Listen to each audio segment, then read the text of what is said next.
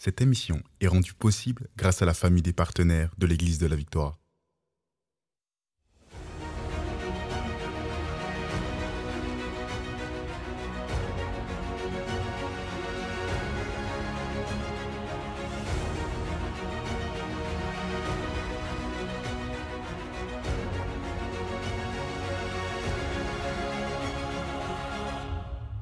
Bonjour tout le monde, ici le pasteur Joël Spinks. Bienvenue à l'émission Parole de foi.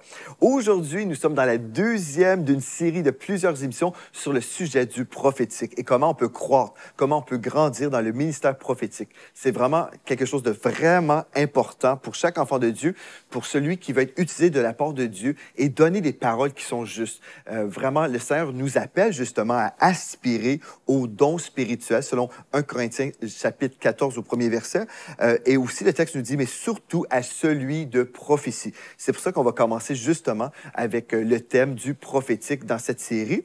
Et comme j'ai mentionné hier, en fait, la première chose qu'on veut établir, si on veut couler dans cette onction prophétique dans nos vies, on doit comprendre que la fondation doit vraiment être l'amour. C'est ça qu'on a vu dans 1 Corinthiens 14 au premier verset. Le texte nous dit, recherchez la charité ou recherchez l'amour. Et ce qui est merveilleux, c'est que lorsque nous sommes enfants de Dieu, selon Romains 5.5, le Saint-Esprit, en fait, nous a donné l'amour. Nous avons déjà l'amour en nous à déverser sur les gens parce que, justement, l'amour a été déversé dans nos cœurs par le Saint-Esprit que nous avons reçu selon Romains 5.5.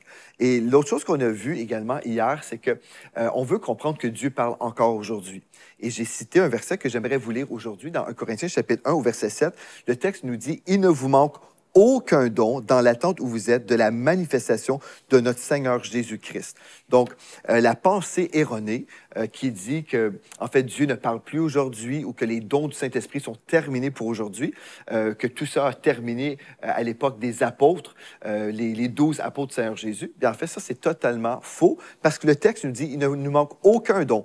Donc, si nous ne sommes pas dans le manque d'aucun don, gloire à Dieu, forcément, les dons du Saint-Esprit sont encore pour nous, les enfants de Dieu. Donc, c'est une chose qu'on a vue hier, que Dieu parle encore aujourd'hui. Et la chose qu'on a soulignée aussi, la chose très importante, c'est que la Bible, la parole de Dieu, est vraiment notre autorité en matière de foi. Donc, la Bible, la Sainte Bible que j'ai ici, c'est notre autorité. Même si Dieu parle encore, bien, les paroles qu'on peut recevoir en tant que paroles prophétiques, par exemple, bien, ces paroles doivent toujours être en accord avec la parole de Dieu. Et aussi, je pourrais rajouter aujourd'hui, c'est qu'on doit comprendre également notre alliance. On doit vraiment lire la parole de Dieu à partir de notre alliance et ne pas prendre des versets de l'Ancien Testament, des versets qui ont été accomplis en Jésus-Christ, OK? Et ensuite dire, bien voilà, on doit faire telle ou telle chose. Même si nous pouvons sembler être bibliques, on peut citer des versets hors contexte ou citer des versets hors la bonne alliance et vraiment amener les gens dans la confusion, comme on a vu hier lorsque j'ai mentionné une fausse prophétie qu'un couple avait reçue et puis ils ont vraiment tout perdu. C'était le désastre. Donc, ce qu'on veut comprendre, c'est vraiment que les dons du Saint-Esprit sont pour nous aujourd'hui. Et avant d'aller plus loin, avant de couler dans l'onction prophétique, j'ai mentionné le fait que c'était hyper important d'être biblique. Et la chose qu'on veut comprendre, c'est comment Dieu nous parle aujourd'hui. On s'est déjà repenti si on dit souvent « Ah ben moi, Dieu ne me parle jamais ». Bien, on a lu Jean 10, verset 27, où Jésus a lui-même dit « Mes brebis entendent ma voix, je les connais et elles me suivent ». Donc, on veut se mettre en accord avec Jésus et dire « Jésus, tu as raison et je vais arrêter de dire que je ne t'entends pas parce que le texte me dit, mes brebis entendent ma voix. » Donc, si Jésus le dit, Jésus a raison et je vais m'accorder avec ce qu'il a dit. Donc, aujourd'hui, ce qu'on va voir dans cette belle série qu'on a commencée hier, on va voir comment Dieu nous parle aujourd'hui. Est-ce que vous êtes curieux de savoir ça, comment Dieu nous parle? Puis on va prier ensemble, on va remettre ce temps maintenant entre les mains du Seigneur. On va s'attendre que l'Esprit de Dieu va nous parler. Et comme toujours, allez chercher votre stylo, votre carnet, votre Bible, parce que c'est la parole de Dieu que vous allez prendre en note, que vous allez vous rappeler, et c'est cette parole qui va vous rendre libre. Gloire à Dieu. Père éternel, on veut juste te dire merci pour la présence du Saint-Esprit qui est avec nous. Merci parce que tu nous donnes la capacité d'entendre et de recevoir ta parole avec foi. Alléluia. Merci Seigneur Dieu parce que nous rendons toutes nos pensées captives à ton obéissance maintenant. Dans le nom de Jésus-Christ, nous avons prié. Amen et Amen. Alléluia. Donc, comment entendre la voix de Dieu? Comment entendre la voix de Dieu? C'est une très bonne question. Bien, hier, on a vu que Dieu nous parlait à travers de sa parole. On a vu 2 Timothée, chapitre 3, au verset 16. On va relire ce texte-là pour aujourd'hui parce que c'est super de se rappeler de ce texte. Donc, 2 Timothée, chapitre 3, verset 16 à 17. Toute écriture, donc on parle de la Bible, toute écriture est inspirée de Dieu et utile pour enseigner. Et on a élaboré aussi là-dessus, Dieu ne nous enseigne pas par la malédiction pour nous faire entrer dans la bénédiction, non. Galates 3.13 nous dit que Christ nous a rachetés de la malédiction pour qu'on soit dans la bénédiction d'Abraham. Donc, détrompez-vous, Dieu ne vous enverra pas une malédiction pour vous enseigner. La maladie, c'est une malédiction selon Deutéronome 28. Donc, Dieu ne vous enverra pas une maladie pour vous enseigner. La Bible dit que c'est la Bible qui est là pour nous enseigner. Le texte nous dit, toute écriture est inspirée de Dieu et utile pour enseigner, pour convaincre, pour corriger, pour instruire dans la justice, afin que l'homme de Dieu soit accompli et propre à toute bonne œuvre. Donc, on revient à la parole de Dieu. C'est ça que la Bible dit, que Dieu va prendre la parole pour nous enseigner, nous corriger. Alléluia. Et c'est ça que je crois. Et c'est ça que nous croyons ici à l'Église de la Victoire. Gloire à Dieu. Une autre façon que Dieu va nous parler, il va nous parler à travers la création. Quelqu'un qui ne connaît pas Dieu aujourd'hui, okay, il n'a aucune excuse parce que la création témoigne d'un créateur. Donc, la façon que Dieu va nous parler en tant que chrétien, c'est par sa parole. Mais quelqu'un qui ne connaît même pas Dieu, en fait, dans Romains chapitre 1 au verset 20, Romains chapitre 1 au verset 20, nous lisons, « En effet, les perfections invisibles de Dieu, sa puissance éternelle et sa divinité se voient comme à l'œil nu. Depuis la création du monde, quand on les considère dans ses ouvrages, ils sont donc inexcusables. » Et vous savez, Dieu a déposé dans le cœur de l'homme la pensée de l'éternité. Donc, quelqu'un qui ne connaît pas Dieu, quelqu'un qui n'a jamais été enseigné dans les voies de Dieu, vient juste en regardant vers le ciel. Chaque homme, chaque femme sur la terre, ils ont cette connaissance innée que Dieu existe. C'est pour ça qu'il y a des gens, même qui n'ont jamais eu de contact avec la Bible, mais ils regardent dans la nature et puis, s'ils ont soif de Dieu, Dieu va se révéler à eux. J'ai entendu le témoignage d'une tribu, okay, dans les îles, et ces gens-là n'avaient jamais été exposés à la vérité de la parole de Dieu. Mais le chef de cette tribu a prié en disant, si il y a une force plus grande que nous, j'aimerais te connaître. S'il y a un créateur, s'il y a une puissance au-delà de nous. Déjà, ils avaient cette connaissance intérieure que Dieu existait, mais ils ne le connaissaient pas. Ils ont dit, on veut te connaître, révèle-toi à nous. Donc, le chef a prié comme ça, il a parlé à Dieu. Ce qui s'est produit, il y a eu un missionnaire, un naufragé, okay? Il est arrivé sur l'île et puis les gens de la tribu l'attendaient. Pourquoi? Parce que ce chef de la tribu avait eu un songe. Dieu lui avait parlé par un songe. Et dans ce songe, il a vu un homme arriver avec un livre noir. Okay? Et dans ce songe-là, il a entendu une voix qui lui a dit, « Cet homme avec le livre noir te parlera de moi. » Et puis, justement, ce missionnaire, un naufragé de l'océan, arrive sur l'île avec sa Bible et puis il a pu prêcher l'Évangile à toute la tribu. Gloire à Dieu. Donc, quand on veut connaître Dieu, la création témoigne que Dieu existe. Je vais reprendre ce texte, c'est Romains chapitre 1 au verset 20. En effet, les perfections invisibles de Dieu, sa puissance éternelle et sa divinité se voient comme à l'œil depuis la création du monde. Quand on les considère dans ses ouvrages, ils sont donc inexcusables. Gloire à Dieu pour la parole de Dieu. Gloire à Dieu pour ce verset qui nous révèle que Dieu parle par la création. Amen. On continue. Dieu parle à notre esprit. OK, ça c'est tellement important de comprendre ça. Aussi, dans notre nouvelle alliance aujourd'hui, le Saint-Esprit habite notre esprit. Nous lisons dans 2 Corinthiens 5, 17 que lorsque nous devenons un enfant de Dieu, toutes choses sont devenues nouvelles. Nous sommes des nouvelles créatures. Mais qu'est-ce qui est nouveau? C'est notre esprit qui était autrefois éloigné de Dieu dans la mort spirituelle. Mais lorsqu'on donne notre vie à Jésus-Christ, le Saint-Esprit vient habiter notre esprit. Nous passons de la mort à la vie. Nous sommes régénérés ou recréés. Nous sommes un esprit nouveau, gloire à Dieu, là où le Saint-Esprit habite.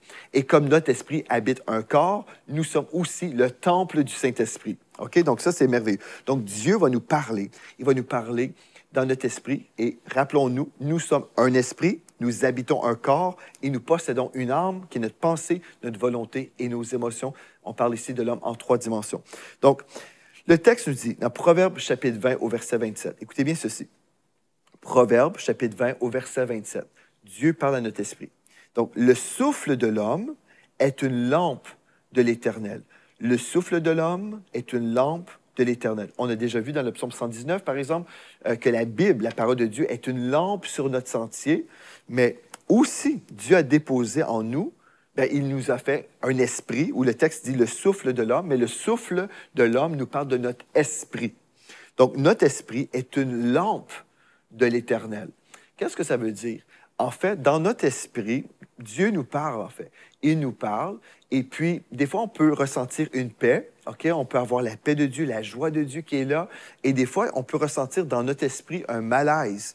Des fois, il n'y a aucune raison, mais on discerne, il y a quelque chose d'anormal, il y a quelque chose qui ne va pas dans telle décision, dans telle pièce. J'arrive dans une pièce, par exemple, et puis, admettons, vous arrivez, et vos amis est en train de parler dans votre dos, admettons. Et vous arrivez là, et d'un seul coup, tout le monde arrête de parler, ou il parle de certaines choses, mais dans votre esprit, vous ressentez, dans le climat spirituel, il y a quelque chose d'anormal. Bien, c'est le Saint-Esprit, dans votre esprit, qui vous parle. Et ce texte nous parle de l'esprit de l'homme, tout simplement. Même celui qui n'est pas né de nouveau, il va ressentir des choses. Il va ressentir des choses. Donc, c'est la façon que Dieu nous a créés. Le Proverbe 20, verset 27 nous dit « Le souffle de l'homme est une lampe de l'Éternel » et Romains 8, 14. Maintenant, dans notre nouvelle alliance, comme je vous ai expliqué, le Saint-Esprit habite votre esprit.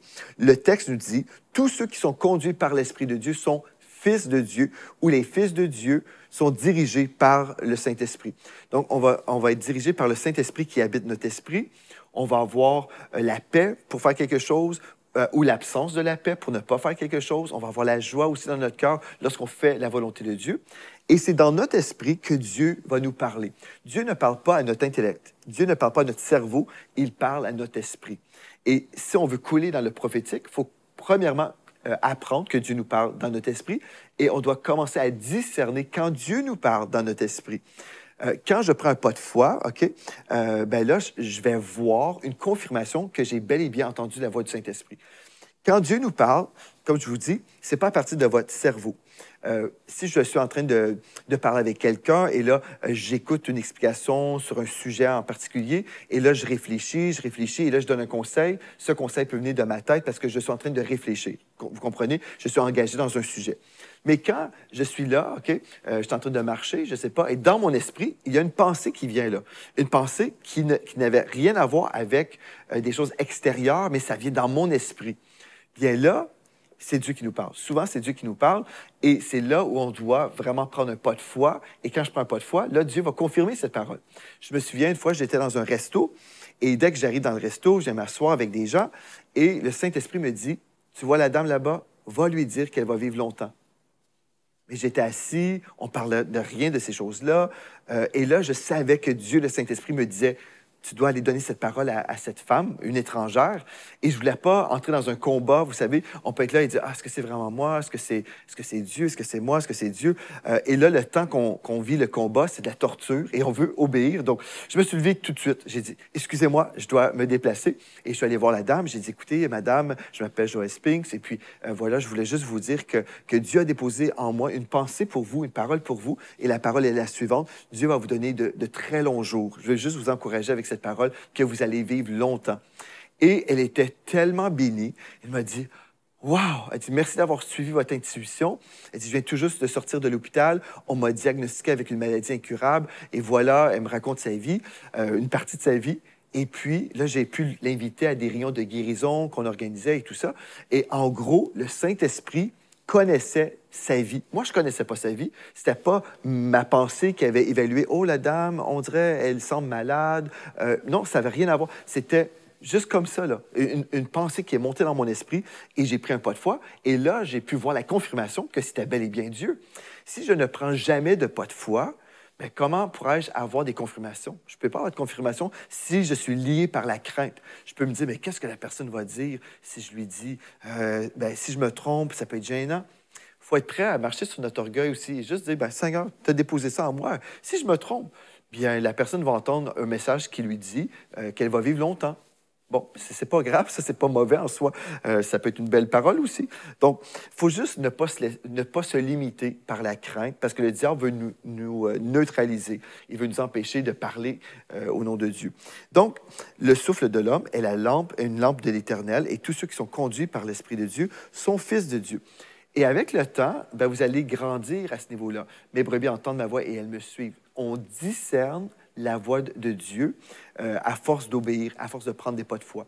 Je vais vous raconter des choses aussi par rapport juste le ministère, par exemple. Ça fait plusieurs années de ça. On était au début de l'Église, pas au tout début, mais assez au début. Peut-être 1 an, 2 ans maximum, je crois, j'imagine. Et puis, j'étais en train de prier et le Saint-Esprit me dit, tu dois te faire appeler pasteur. À l'époque, j'avais refusé de me faire appeler pasteur. J'étais dans un mouvement d'église et eux, ils disaient, vous devez vous faire appeler pasteur. On veut établir l'honneur dans nos églises, on veut établir le respect pour les autorités. Donc, vous devez vous appeler pasteur. Et je peux vous dire, personnellement, ça me gênait de me faire appeler pasteur. Je ne voulais pas sembler prétentieux. Moi, je suis une personne très simple. Comme vous m'entendez parler, je suis très simple. Et le commentaire que j'entends souvent, les gens me disent, ah, ce que tu dis, c'est simple, je comprends. Et je dis gloire à Dieu pour ça parce que je ne veux pas être compliqué, je veux que les gens comprennent. Quand je parle, je veux que les gens comprennent. Mon cœur, c'est de vous aider à progresser dans les voies de Dieu. Donc, j'avais cette disposition et je me souviens, Dieu m'a dit, tu dois te faire appeler pasteur. Et j'ai dit, Seigneur, je n'ai pas besoin de ça, moi, je n'ai pas besoin de titre. C'est ça que j'ai dit à Dieu, je n'ai pas besoin de ça.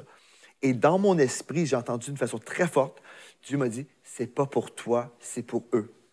C'est pas pour toi, c'est pour eux. Et là, j'ai compris, ah bon, c'était un dimanche matin, je me souviens de la scène, j'étais en train de prier. Et Dieu me disait, c'est pas pour toi, là, c'est pour eux. Pour l'Église, on a besoin de marcher dans le respect des autorités et dans l'honneur. Parce que le climat céleste, le climat au ciel, c'est l'amour et l'honneur. Le déshonneur, ça chasse l'onction, ça chasse le miraculeux. Quand on est familier avec les gens, ça chasse vraiment, ça chasse toute la dimension de la gloire de Dieu. Maintenant, peut-être, certains vont être en désaccord. Moi, je vous raconte ici ce que j'ai vécu. Donc, à partir de ce jour, le jour même, quand Dieu m'a parlé, j'ai dit, dorénavant, dans cette équipe pastorale, j'ai parlé à l'Église, j'ai dit, pour les membres de l'équipe pastorale, je vous demanderai simplement d'adopter aujourd'hui qu'on va mentionner l'onction de la personne ou leur appel. On va reconnaître leur appel en tant que pasteur dans l'Église. Donc, appeler un tel, pasteur un tel, pasteur un tel. Voilà. Et puis, à partir de ce jour-là, les gens ont commencé à marcher dans plus d'honneur et plus de respect.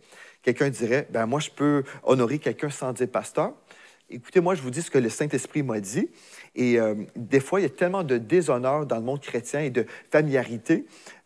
Moi, j'ai remarqué une chose. Ceux qui m'appellent par mon prénom seulement, bien, je sais à ce moment-là, je ne suis pas encore leur pasteur. Ils sont arrivés à l'Église et puis ne connaissent pas la culture de cette maison spirituelle. Et je sais que je ne suis pas leur pasteur. Je suis peut-être un orateur pour eux, un enseignant de la parole, mais quand je suis reçu dans leur cœur comme étant leur pasteur, ils vont toujours m'appeler pasteur. Ça, c'est ce que j'ai vécu depuis des années. Et je sais, il y a des gens, des fois, ça fait des années qu'ils sont ici et ils m'appellent par mon prénom. Je me dis, je ne suis pas leur pasteur encore. Ça prend du temps, des fois, vraiment s'ouvrir et recevoir un homme de Dieu en tant que pasteur et en plus le recevoir comme notre père spirituel. J'ai fait toute une série là-dessus sur la paternité spirituelle. Je veux vraiment vous encourager à découvrir la paternité spirituelle parce qu'il y a une génération d'orphelins. Et Dieu veut qu'on soit dans une famille spirituelle bien encadrée avec des autorités spirituelles dans nos vies. Donc ça, c'est une chose tellement importante. Dans le monde prophétique, il y a beaucoup de personnes qui parlent d'être avec le Saint-Esprit. Moi, je fais ce que le Saint-Esprit me dit. Je suis libre comme l'air. Mais le Saint-Esprit a inspiré cette Bible et j'aimerais vous dire que tout ce que Dieu veut qu'on fasse, c'est biblique. Et le Saint-Esprit ne nous dira jamais d'aller à l'encontre de la parole de Dieu, être dans le déshonneur, être tellement des agents freestyle, libres comme ça, mais être dans le désordre spirituel. Tout ça, ça peut sembler être la volonté de Dieu, mais ce n'est pas ça. En fait, vous savez, l'ordre divin, c'est la volonté de Dieu. Même Jésus, lorsqu'il a fait le miracle des 5000 repas, à partir des poissons et des pains, comme vous vous rappelez de cette histoire-là dans les évangiles, il a dit à ses disciples que les gens, je vais vous demander, OK, Jésus a dit à ses disciples, je vais vous demander de faire asseoir les gens ici dans des groupes de 50. Donc, il a organisé même ce moment de miracle. Donc, l'organisation selon Dieu, OK, selon Dieu, pas selon les hommes, mais l'organisation selon Dieu ne freine pas le miraculeux, ne freine pas le Saint-Esprit. C'est vraiment une notion erronée de s'imaginer que nous avons un Dieu de désordre et quand on s'organise, ça chasse Dieu. Non, Dieu aime l'ordre. En passant, tout est organisé dans l'univers. La planète Terre tourne d'une certaine façon. On ne se retrouve pas en train de tourner plus vite un jour et moins vite le lendemain. Tout est orchestré par Dieu parce que nous avons un Dieu d'ordre et de paix comme dans toutes les églises. OK. Donc, Dieu parle à notre esprit. Donc, Dieu m'a parlé à ce moment-là et j'ai adopté ce que j'ai entendu dans mon esprit. Maintenant, je vais vous raconter une autre chose. Vous connaissez peut-être l'histoire lorsqu'on a démarré l'Institut biblique en 2016. Donc, en 2016, Dieu m'avait parlé cette fois-ci par une vision et puis par une parole que j'ai entendue dans mon esprit. Enseigne à mon peuple ce qu'est l'intégrité. Et on a démarré le collège Intégrité. Et on a offert des cours gratuitement pendant des années et des années et des années. Et le Saint-Esprit me parlait des années plus tard. Donc, j'étais dans ma voiture, on se dirigeait, mon épouse et moi, on s'en allait voir des amis pasteurs en Ontario, ici au Canada. Et comme j'étais dans ma voiture, pendant ce temps, j'entends le Saint-Esprit me dire, en fait, que le collège biblique devait porter mon nom. Et là, j'étais comme, ah, c'est trop bizarre. Je vous parle de ça parce que je vous ai dit, je suis une personne simple et c'est vraiment mon cas. Donc, quand Dieu me parlait à ce niveau-là, je me disais, ah non, je ne vais pas faire ça, ça ne m'intéresse pas, je ne veux pas. Et le Saint-Esprit, pendant peut-être 6-7 heures, j'étais en voiture, là, ça prend environ 7-8 heures, peut-être même, dépendamment de nos arrêts. Et puis j'étais en voiture, puis j'entends le Saint-Esprit me parler de ça, que le collège biblique doit porter mon nom. J'arrive chez mon ami, qui est aussi prophétique, très prophétique. C'est un prophète de Dieu, en fait. Un pasteur et un prophète. Et comme on mange ensemble, il commence à me parler, il dit, tu sais, là, ce que je ressens, ce que le Saint-Esprit veut que tu saches, c'est que les gens ne vont pas forcément rechercher l'Église de la Victoire pour être formés, ils vont rechercher Joel Spinks. Et puis, c'est vraiment important, je sens vraiment que Dieu veut que tu comprennes que c'est toi qui dois être en avant pour que les gens qui veulent être sous ton leadership ou être influencés, formés par ton ministère, qui veulent recevoir comme ton expérience et puis ta vision du ministère, les gens vont venir vers toi. Donc, tu as besoin vraiment de comprendre que ton nom doit être en avant. Donc, pour moi, ça semblait vraiment comme étant une confirmation à ce moment-là. J'étais comme, OK, wow, la même journée, Dieu me parle comme ça. Ça semblait vraiment être une confirmation. Mais à cause du malaise, j'ai dit, c'est beau, mais je suis incapable de faire ça. Je suis incapable de faire ça, que le collège biblique porte mon nom. Pour moi, c'était trop compliqué. Je me suis dit, c'est déjà assez compliqué comme ça, en prêchant un message qui est totalement différent de la tradition des hommes dans le monde francophone. Déjà, on prêche le message de la foi qui est tellement attaqué. La foi dans la guérison, la foi dans la provision, la foi dans les miracles et toutes ces choses-là qu'on croit. J'ai dit, là, si je me mets à changer le nom du collège biblique pour porter mon nom, wow, ça va être incroyable. Donc, on avait décidé de changer le nom parce qu'on avait des nouveaux cours qu'on voulait offrir. Et puis, j'ai dit, on va appeler ça l'Institut biblique Victoire. Et peut-être certains d'entre vous, si vous avez visité notre site web, vous avez vu IBV, on avait un nouveau logo, Institut biblique Victoire et tout ça. Mais le Saint-Esprit est revenu avec la même parole que j'avais entendue dans la voiture, avec la même parole que j'ai entendue lorsque le pasteur prophète m'a donné cette parole et j'ai cédé ma volonté. J'ai dit, OK, j'ai dit, je vais le faire. Et puis, voilà. Donc, ça, c'est une des façons que Dieu nous parle dans notre esprit, mais il va utiliser des confirmations. Donc, bientôt, si vous allez voir sur les réseaux, vous allez voir des choses, des nouveaux cours qu'on va offrir au Collège biblique Joel Spinks et en anglais, Joel Spinks Bible College. C'est une chose qu'on voit beaucoup dans le monde anglophone, mais dans le monde francophone, je n'ai jamais vu ça. Donc, c'est une première, peut-être, dans le monde francophone, je ne sais pas. Mais dans le monde anglophone, c'est assez régulier, c'est assez... c'est typique, en fait, dans plusieurs cas, là, mais dans le monde francophone, c'est différent. Mais des fois, Dieu nous parle et quand Dieu va nous parler, ça peut nous sortir de notre confort. Peut-être Dieu va nous dire, va parler à une personne dans un restaurant et donne-lui telle parole. Ou voici une chose qui sort de l'ordinaire. Ou Dieu nous appelle à prendre des pas de foi. Dieu nous appelle à sortir de cette zone de confort qu'on a eue pendant des années. Et vous savez, des fois, l'obéissance va nous coûter des choses, nous coûter du courage, nous coûter peut-être du mépris. On peut même des fois dire, ben là, ça va m'attirer des problèmes. Mais ce qui compte dans la vie, c'est de répondre à l'appel de Dieu. Parce que Dieu nous parle, oui, par sa parole, par la création et aussi dans notre esprit. Demain, on va poursuivre, on va continuer à répondre à cette question. Comment entendre la voix de Dieu? Et on va voir, wow, on a 8 façons que j'ai préparées pour vous. Donc, 8 façons que Dieu va nous parler, que Dieu va employer 8 façons différentes pour nous parler. Et vous ne voulez pas rater cette série. Vraiment, je crois, vous allez être richement bénis. Donc, gloire à Dieu. Merci d'avoir été là. Et d'ici à demain, rappelez-vous de ceci, en Jésus, vous êtes richement bénis. Vous êtes bénis par les messages révolutionnaires de l'Église de la Victoire. Prenez part à cette œuvre qui transforme des milliers de foyers en visitant dès aujourd'hui semer.ca. Devenez un partenaire mensuel ou un bâtisseur ou paramétrez vos dons de façon automatique en toute discrétion et sécurité. 100% de ce que vous semez sert à annoncer l'Évangile. Merci de croire avec nous. semer.ca